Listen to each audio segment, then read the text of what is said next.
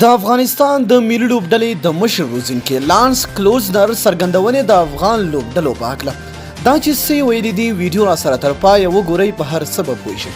ګرانو زړه ته رانږدې مینوالو یو ځلې بیا مو په سلامونو هرکلی کوم.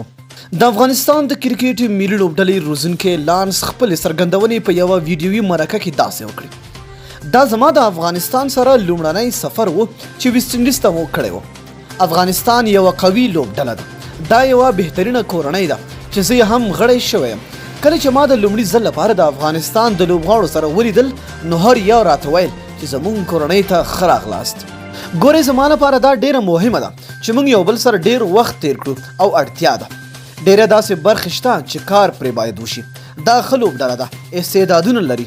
کله کله داسې سوچ هم کوم چې موږ باید ډیر کرکټ وکړو او د سترو لوبډلو څخه تجربې واخلو چې زموږ لپاره ډیرې مهمې دي. نو ښایي موږ ډېرې ښې او غوره پرېکړې وکړو. افغان لوبغاړي ځوانان دي او ښه جذبې او احساسات لري. کله ناکله د ډېرو غښتلیو لوبډلو سره په مهمو لوبو کې ټوله خبره پر وخت او پر ځای پرېکړو ته اړتیا لري. زه فکر کوم په دغه برخه کې موږ یو څه پاتې راغلي یو.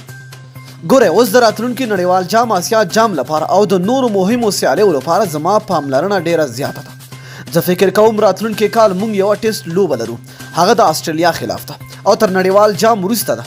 نو زموږ ټول پام به په 7 یا 8 میاشتو کې راتلونکي نړیوال شلوریزه جام ته وي. موږ د راتلونکي جنوري میاشت کې په دوبۍ کې تمریناتي کیمپونه لرو چې دغلته به زموږ ټول پام توپوهنې ته وي. پر چټکو توپ اچوونکو منډې جوړول، یوه منډه څنګه کول، چټک بال کټ کول او چټک بال باندې کار کول دي. زه فکر کوم په شلوریزه لوبه کې سلو توپ اچوونکي ډېر غوره دي.